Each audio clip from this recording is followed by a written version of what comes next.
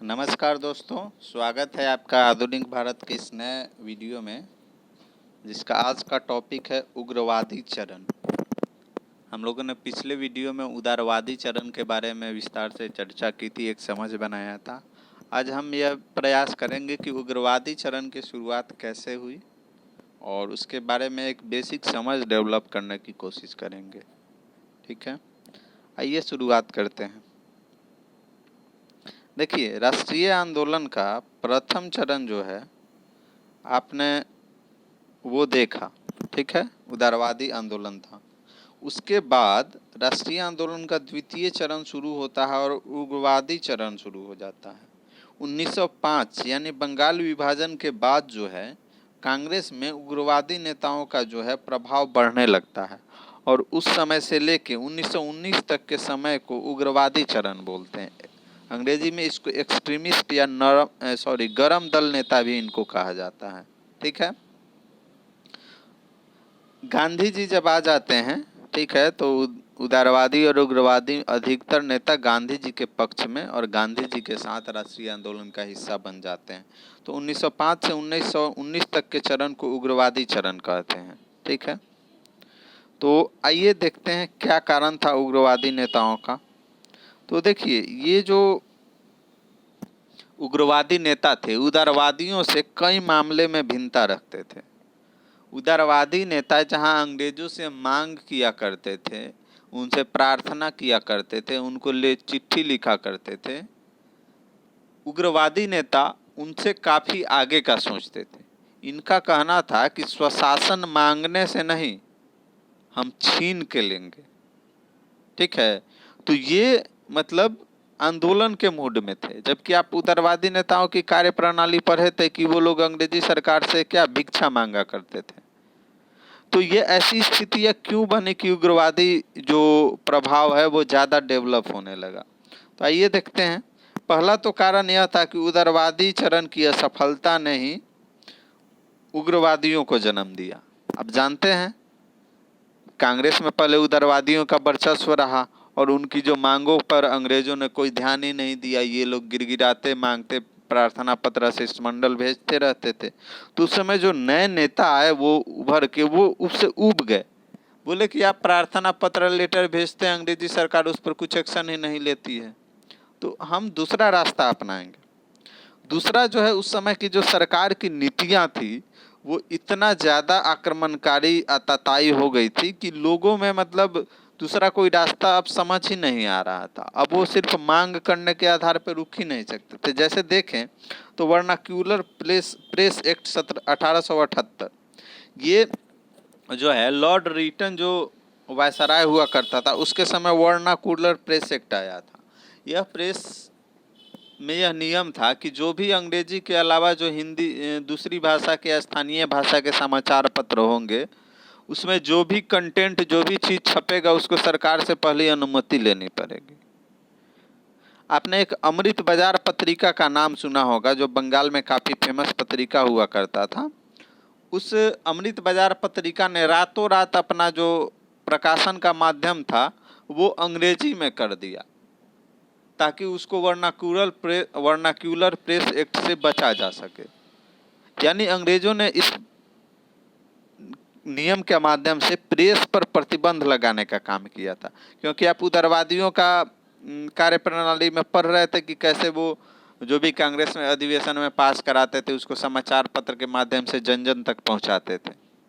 तो इसलिए उन्होंने क्या किया कि प्रेस पर प्रतिबंध लगाने के लिए वर्नाक्यूलर प्रेस एक्ट ले आया। वैसे ही 1904 में लॉर्ड कर्जन के समय विश्वविद्यालय अधिनियम आया। ठीक है, यह अधिनियम क्या था कि जो भी विश्वविद्यालय उस समय संचालित हो रहे थे, जो भी कॉलेज संचालित हो रहे थे, उसमें एक तरह से राष्ट्रवाद की भावना विकसित की जा रही थी। क्योंकि जो भी थोड़ा पढ़े लिखे लोग थे वो देश के बारे में सोच रहे थे। तो अंग्रेजों ने इस विश्वविद्यालय पर अंकुश लगाने के लिए लॉर्ड कर्जन ने 1904 में एक विश्वविद्यालय अधिनियम लाया।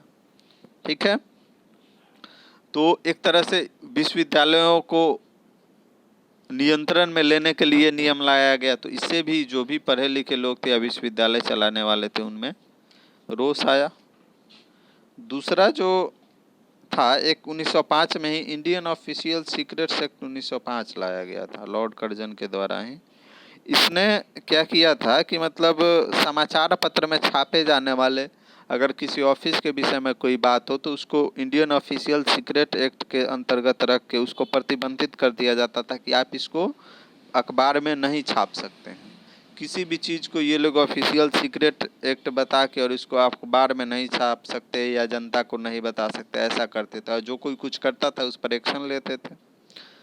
फिर इनकी जो नीतियां थी उसका बंगाल विभाजन के रूप में सबसे घातक परिणाम आया।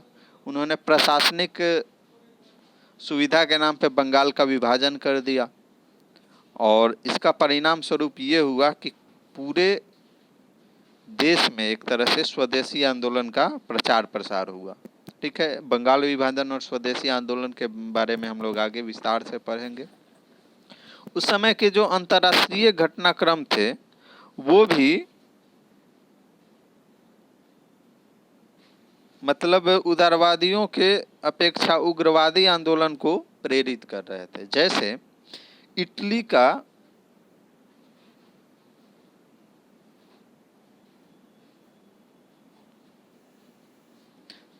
का इथोपिया द्वारा पराजय।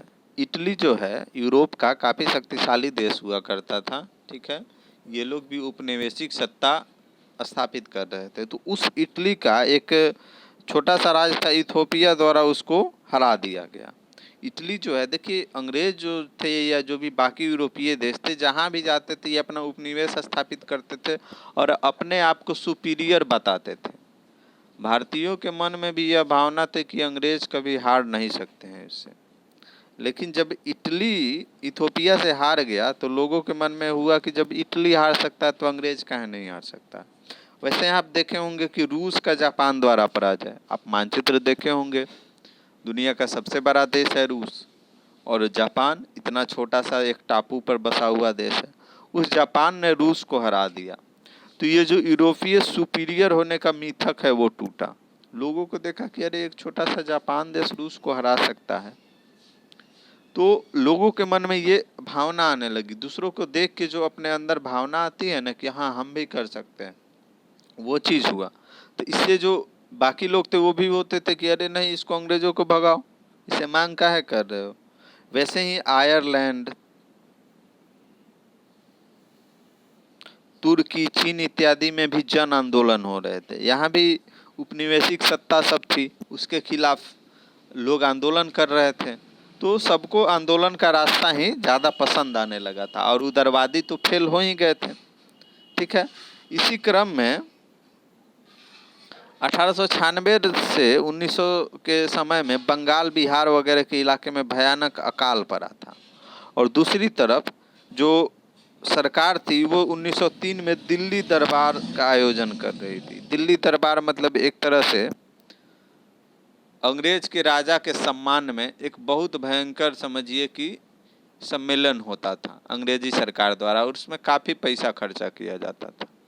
तो जो भी लोग देखे कि एक और जनता भूखे मर रही है और ये लोग रंगरलिया कर रहा है। ठीक है, उसी समय हमने वर्नाकुलर प्रेस एक्ट पढ़ा था, उसी के आधार पर तिलक और अन्य जो नेताओं थे उन पर राजद्रोह का मुकदमा कर दिया गया कि इनकी जो गतिविधियां हैं ये देश के विरोधी हैं, राजद्रोह। तो इस सब से भी जनता में काफ़ी ज़्यादा आक्रोश था। मतलब कुल मिला के स्थिति यह उत्पन्न हुई कि उदारवादियों का कुछ चल नहीं रहा था और सरकार की नीतियां जो है कुनीतियां वो बढ़ते जा रही थी। तो लोगों के पास आंदोलन के सिवा और कोई रास्ता ही नहीं था। तो इसलिए ये जो उग्रवादी नेता थे ये गरम दल के नेता, ये इनका वर्चस्व कांग्रेस में धीरे धीरे बढ़ने लगा। इस नेताओं में 4 नाम काफ़ी प्रमुख थे, याद रखिएगा, लाल बाल पाल और अरविंद घोष। लाल मीन्स लाला लाजपत राय, बाल गंगाधर तिलक और पाल बिपिन चंद्र पाल। ये उग्रवादी आंदोलन को समझिए इन्हीं 4 नेताओं ने शुरुआत में लीड किया और इन्होंने ही इस उग्रवादी विचारधारा को आगे बढ़ाया। इनका विचारधारा क्या था कि स्वराज मांगने से नहीं छीनने से मिलेगा, हम अंग्रेजों से अनुनय विनय नहीं करेंगे, हम उनसे छीन लेंगे। स्वराज मेरा जन्मसिद्ध अधिकार है, यह नारा बाल गंगाधर तिलक ने ही दिया था, और ये उग्रवादी नेता थे। इनको गरम दल का नेता कहा जाता है। ठीक है।